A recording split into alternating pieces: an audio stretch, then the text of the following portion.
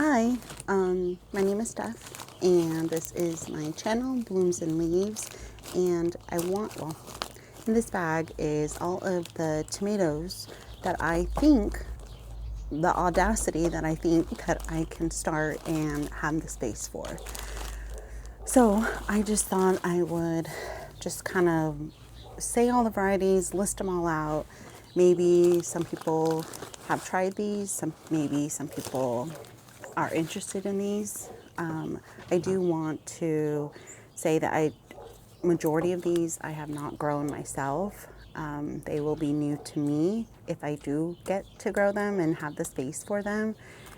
It's just I grow in a backyard. Um, as you can hear, all the birds, the dogs, an urban setting, one would say. The space, I have added beds and have added more containers, grow bags.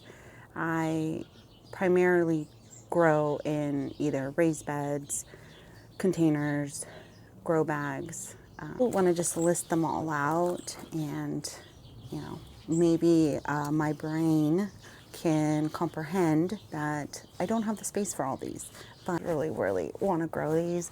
They sound delicious, and I'm such a beginner gardener from growing from my own seeds that it's more or less I want to just try everything. It's like I wish I could go somewhere you can try all these tomatoes. Like I know they have homestead conferences, but like, do you get to eat the tomatoes that they show? Like I know they're on tables, but like I don't know. Like is there like I don't know. Is that a thing? Like where you can try all these? Because like I would go somewhere where you can just eat all, and I would pay. I would like something, a couple bucks, $20, $40. Like is there to try tomatoes? Because it's like how do you know what variety you're gonna like until you grow? But then you spend all that time growing, planting, and then what if that whole season you finally get the tomato and then you don't like the tomato? And then it's like, okay, well, I'll write that in my journal, my notes of don't like that tomato. And that's what happened like last season. There was, a few that were just like, meh, like a tomato, it's okay. But some of them, like, oh, it's not the first one, but Cherokee Purple, that one was my husband's favorite. And I got 3 tomatoes off of it. And it was in a no, I made a short about it saying I'm not growing it. And he really wants me to grow it. So I'm like, oh, the freaking plant only gave 3. Like, but I'm going to make space because that's his favorite. But that's what I'm saying. It's like you don't know how these tomatoes perform or how they taste, or are you really going to use it in your everyday cooking or in your tomato sauce. I like slicers. I like picking from the garden, eating it right off the vine. I like cooling them off inside and making just a balsamic, chopping them up, putting balsamic, mozzarella, cheese balls with it, and some basil. And that's mainly what I ate a lot of the time, is just fresh eating them, which is my preferred. So the first one is Black Krim. This one I have not grown before, but it's indeterminate. All these will be indeterminate, the packs that I have. The next one is Black Cherry. This is one that I have heard people say that it is really good. So, Pink Berkeley tie-dye. I will be honest, there you go. This is one, because of the name Berkeley. My dad, big Cal Berkeley. Well, God rest his soul, he was a big Cal Berkeley fan. So this is one that I want to grow because of the name, and I do tend to do that. I buy flowers, herbs, every vegetable. If there's a name of someone that I love, or no, and it's in the name of the plant or the flower, vegetable, I buy it and I grow. Is that weird? I don't know. I think that's cute. I feel like that's so sweet. So that's in honor of my dad. And then Carbon Tomato. I heard this one is a good variety if you like the Cherokee purple tomato. So, oh, you know, for a girl who does like to be out in the garden, bugs just ain't my thing. The flying ones, I just can't. Like snake, spider, I'm fine with all those. It's the flying ones. It's the flying bugs for me. That's a no-go. And I'll be outside all day. I'll roll around in the dirt. I'm fine. It's the flying bugs, like the mosquitoes, the flies. I can't. Because I don't know what they land on, and then I just, oh. Anyways, is that weird? I hope that's not weird. Hope people don't think like, oh, she's a weirdo. Okay. The next one, sorry, I had to sit down. This one is Cherokee Purple. I feel like that is such, what is that? Such a iconic, this is an iconic tomato. This was a favorite of ours, but again, we only got like 3. And when I say like 3, we only got 3. And we savored those. I think I did give one away to my sister for her to try when she was here, I think. But yeah, we only had 3. So that was a hard one. The next ones are red, traditional, I feel like, tomatoes. So first one will be is Mortgage Lifter. Sorry, I'm like in the sun. Hopefully I can figure out how to get this to focus. This one is Indeterminate. Variety is popular for being the largest tomato in the garden. So excited about that. Oh, this one I really liked the shape. There was another tomato that I grew last season. It was a dwarf variety, but it was kind of like this mushroom shape. This one is called Mushroom Basket. Also Indeterminate. It's an heirloom variety known for its unique, heavily ribbed appearance and vibrant pink-red color. Super excited. So also Indeterminate, I'm sure, well, for anyone who doesn't know, Indeterminate is, it's as long as you give it space and a trellis, it will grow indeterminately. So it will keep growing as long as you're providing, you know, of course, the water, so everything that it needs. Sun, a trellis is the main thing. So if you've given it the space, it will keep growing. So next one is Belgian Giant, or Giant Belgian. And the name's on the back. I don't know why. My dyslexia reads things backwards. Sorry about that. But this one, I believe, she, her YouTube channel, I watch her all the time. She is like the queen of homesteading. She does, breeds goats,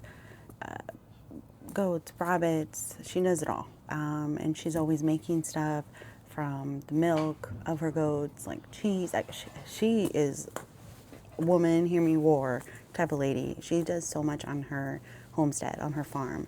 I just can't think of her name, and it's probably, I'm gonna have to put it on the screen because I'm not the best with remembering people's channels and names. But Sage and Stone Homestead, but I just can't think of her name. But I feel like I watch her so much that I know her, because I feel like that with some of the YouTubers. But she does so much on her homestead, her and her husband, and oh my gosh, it's amazing how much. But she grows these. I want to say that she grew these on her farm, so I feel like it was a recommendation. The next one is Early Treat Hybrid Tomato. This Early Treat, I'm excited to do it this time around because it does say harvest within 49 days. So next one is the Flora Dade tomato. This one is good for hot and humid places. We are a very dry climate here. Actually, we're just out of for many years we've been in drought conditions. I think we just finally got out of drought conditions this past year. But so I always feel like with the amount of sun that Florida does get, us too here in California we do get, it's just we don't get as the amount of humidity. It's pretty dry, but I feel like it might do pretty well here. It just be for the fact of alone of this amount of sun. So the next ones I have are, these ones will be either a determinate one and or a bush variety. And a determinate one is just, there is a determinate size that it's going to get, and it's not going to keep growing as an indeterminate will. So, but I'm pretty sure there's a better phrasing and explanation of that I could probably put it on here instead of just me going off of just what my little 2 cents can be about it, but and how I remember it. But determined is just a determined size.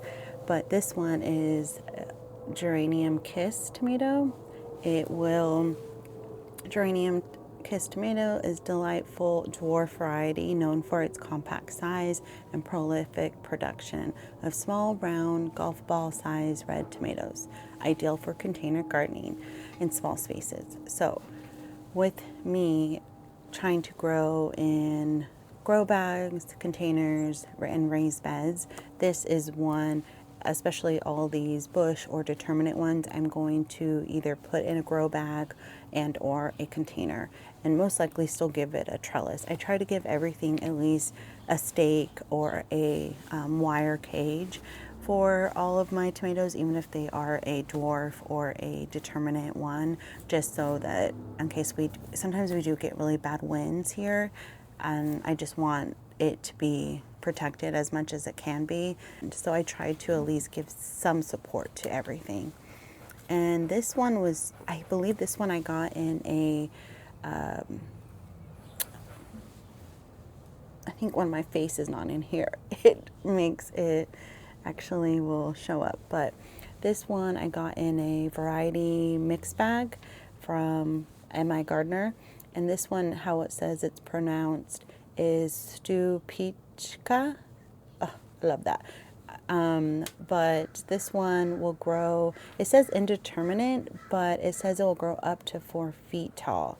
So to me, I feel like that 4 feet tall, I feel like that's about all of the other determinants. Maybe not dwarf, because I feel like some of the dwarfs only got to be about 2 feet tall, or maybe even 3 feet tall. But I feel like saying it will get up to 4 feet, I feel like I can put it with a determinant and put this in a grow bag and or a container. But I'm excited to try this one. This one is a favorite to grow in northern climates because of its cold tolerance. Sweet, red, oval shaped, 2 inches of fruits are perfect for adding to salads and sandwiches. Delicious flavor. So, got me. This one I did grow last season, and this one is probably a maybe, just because what I said before is that I haven't canned, and when I do, when I have made sauce, I'm completely putting all the tomatoes in as in. I don't even take off the skin. Oof, hopefully I didn't make anyone cringe about that, but I leave everything on, and I just make a soup or making pasta, and I just chop the whole tomato in. I don't know. I roast it majority of the time and then put them in, but I don't know. Is that bad cooking? I don't know. But I just don't get enough to make any canning because we eat them, or I was giving them away so much. I gave them to both our neighbors, family. I was giving away a good amount of bags to people of tomatoes. But this one I really did like the Italian aroma, and this one paste tomato, fir, meaty, with 3-inch oblong fruits with few seeds on compact vines that are very productive as a determinate type. So yes, so this one will definitely grow. I put this one next to a trellis. That was silly of me. I didn't read. This is a determinate, and so when I put it in next to my trellis, of one of my trellises, one of my arched ones, so it took up some good real estate. But I didn't want to move it just because it was already established. And once I really started researching, I'm like, oh my gosh, it literally says bush Roma. When it's a bush, if it doesn't say a determinant, if it does say a bush in the name and the title of how it's, introducing this tomato, it's going to be a compact. You can just assume it might be a compact tomato.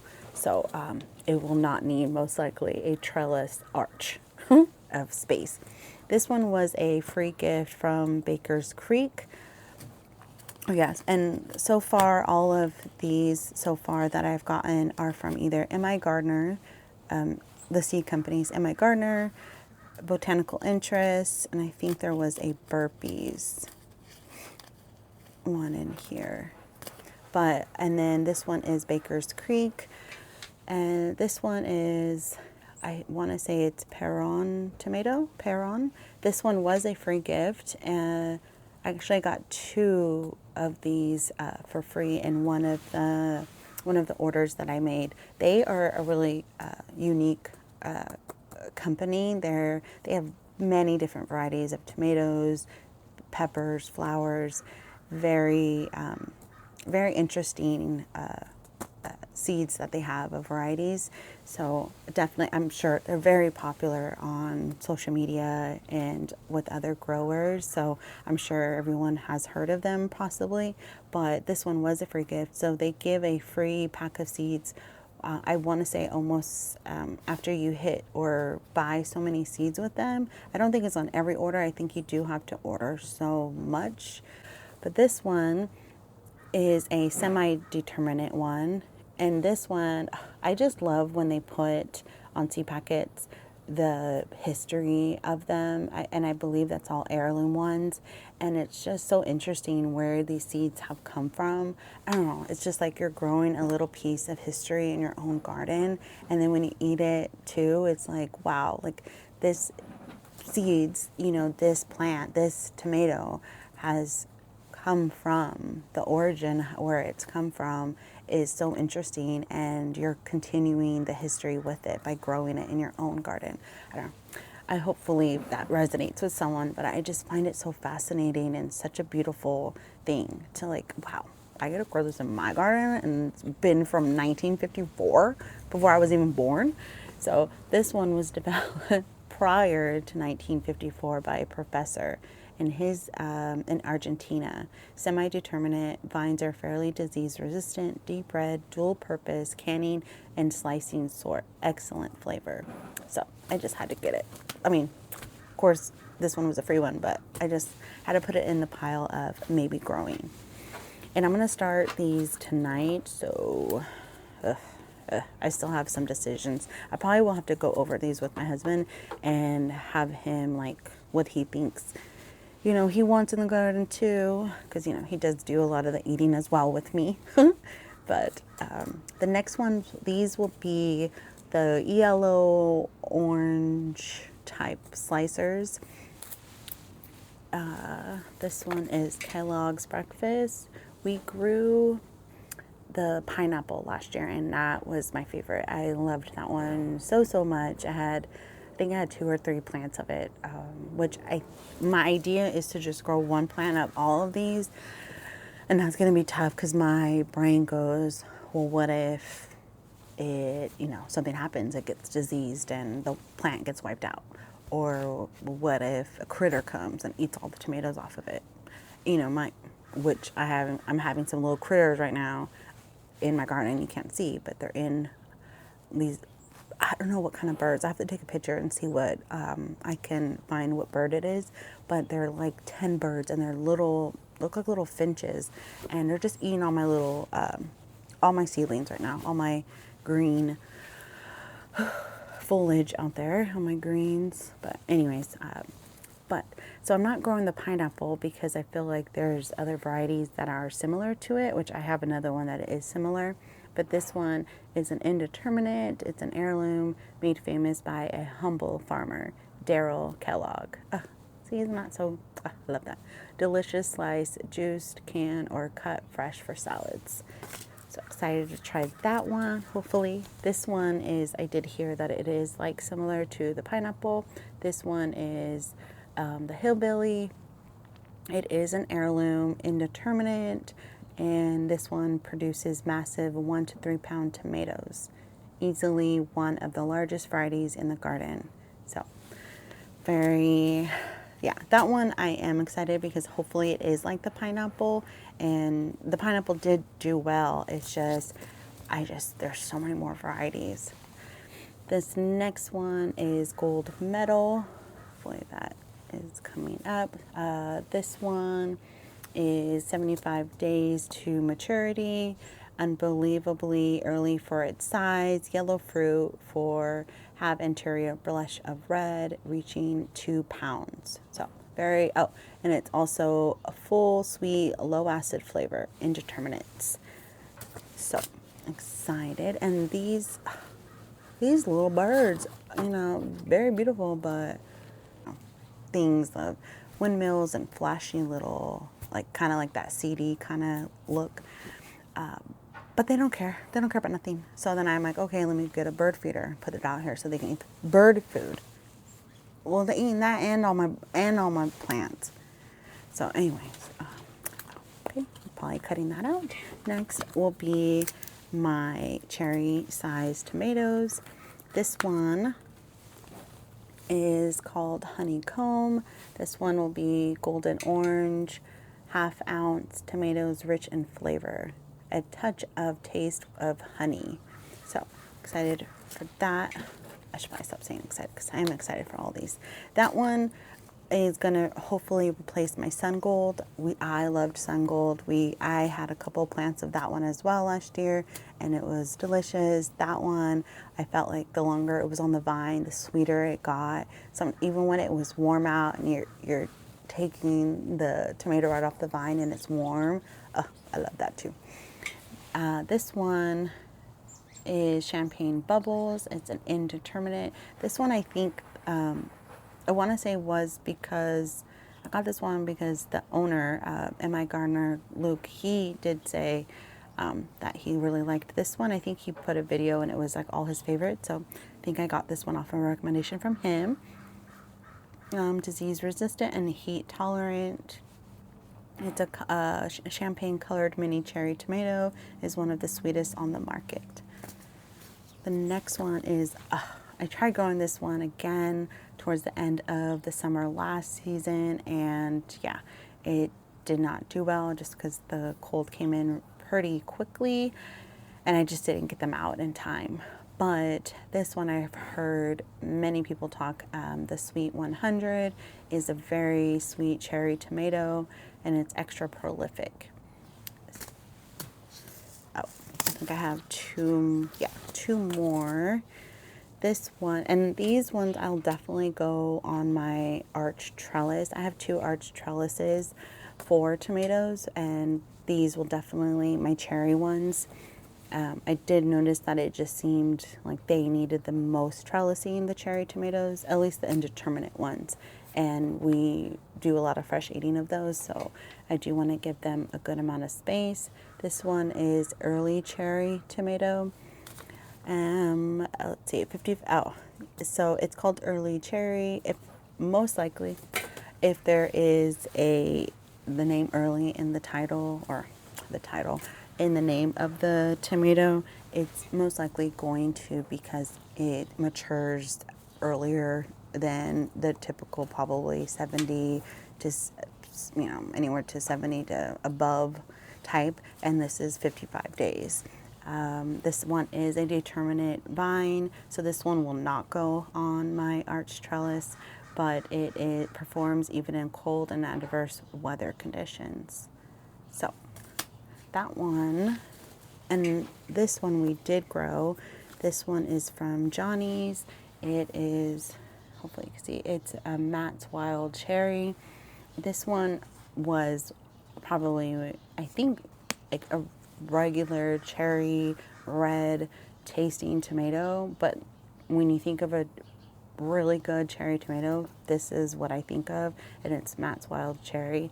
This one definitely needed trellising. It does get wild, but my husband's name is Matt, and so that's why I ended up getting it the first time around, because I do like names of people in the name of the plant, or the plant, vegetable, flower, you name it. If it's a name of someone that's in my family or a friend, I like to get that. and it was delicious, and he really, really loved them. He would always grab them every time he came in the backyard as well. So these ones, oh, I just have a few more. These ones are going to be going in my, I forgot, I do also, I don't think I mentioned, I do grow in green stalks. I have one right now, and I have a new one that I do need to set up before spring hits. But these ones will most likely go in those. This one is a cherry falls, and this one is perfect for containers or large hanging baskets. That's, I believe this one, and another one is, I do want to try putting this one in a hanging basket. Look at the picture on it. I love the artwork of this company, Botanical Interest. It's so, so pretty. But this is, I have a couple hanging baskets right in front of the gazebo that I'm in right now. That's where I'm sitting at right now, but I do want to put some tomatoes in those baskets instead of flowers this season. Well, after spring, I do want to do that and see if they do grow well that way.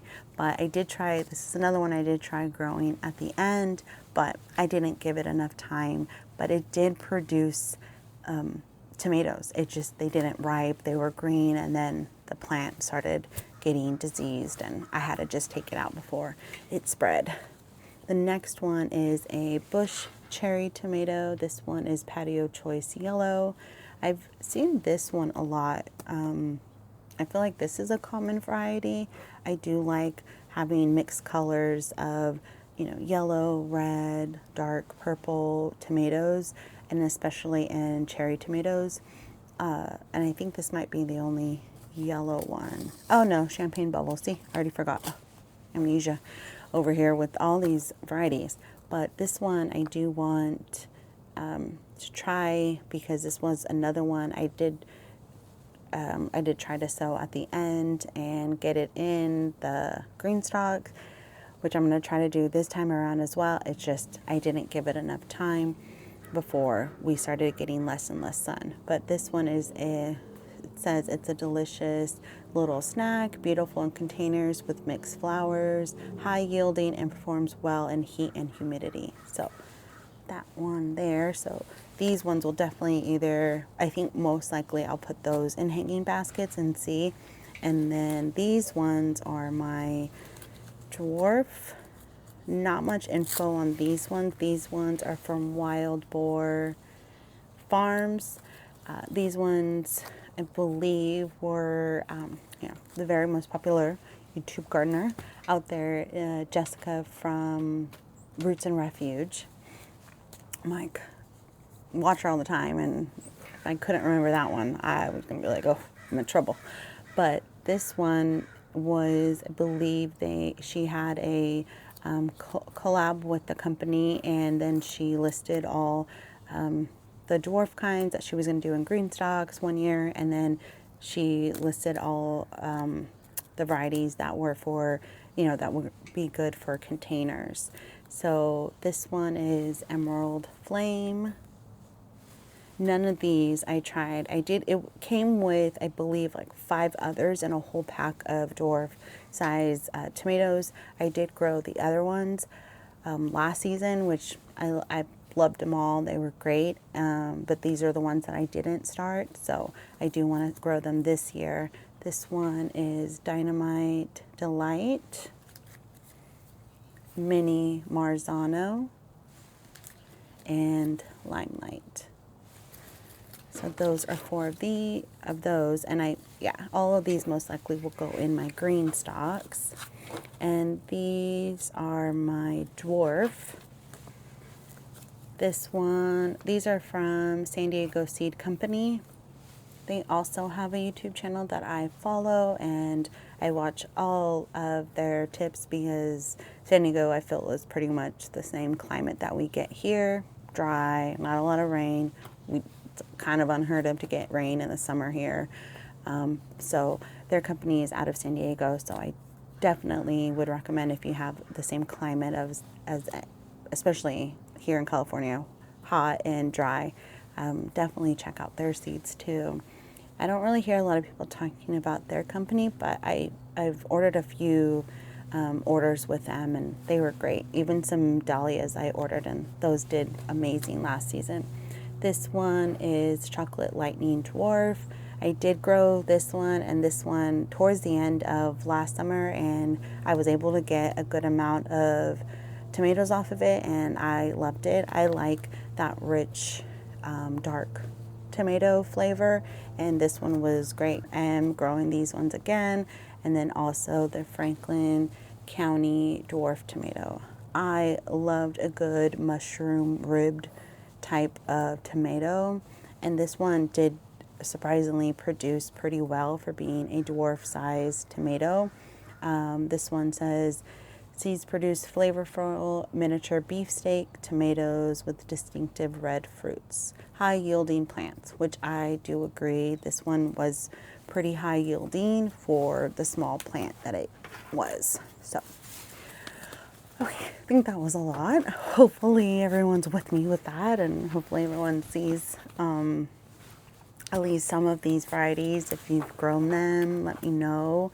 I think I was going to start all these today, but I think I might give it another day so I can really map out. I'm really going to try to map out and try to see the spaces that I have and be realistic, because this was a long list. I didn't even count these, but I think I might put them right here, somewhere on here, because that is a lot. That maybe too much. This, see, I get a little silly, get a little too silly, thinking that I have a farm, thinking that I have an acre.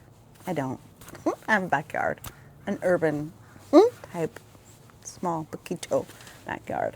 But I'm going to do the most I can with the backyard. I love my backyard, but I'm going to do the most with it. I have to calm down and actually see what I could really fit in my garden. So thank you. There's the tray. Thank you so much. Hopefully you enjoyed me rambling and just talking about tomatoes. I love tomatoes and peppers. Peppers for sure, but tomatoes too. I love food. Especially ones that you can grow in your backyard and say, I grew all this myself. That is a gift, I would say. So thank you so much again for the 5th time.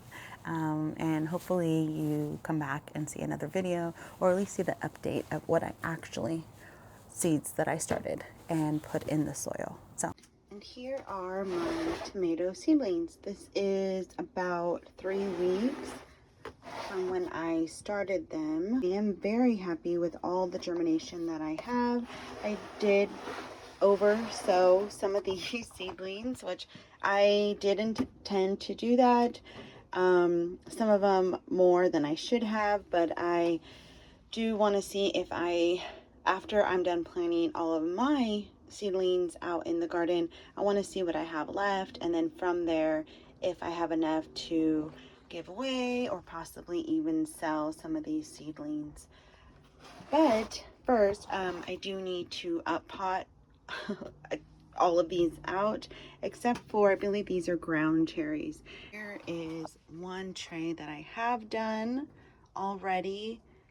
So I'm just going to be up potting them from the 6-cell tray to this 4-cell tray. And that is it for this season. And after they outgrow this pot, they will be going straight into my garden. That is not even half of the tomatoes that I started. So I do have a lot to up pot, separate, and then kind of go from there. If there are ones that are not looking the best, I will sadly at that time having to get rid of them. Many of them already have their 2 sets of true leaf. If not 2, they already have another set coming through. So very happy, but I do know that I need to get these out, because if I even look at possibly even like here, oh yeah, not as bad. The roots haven't come all the way through.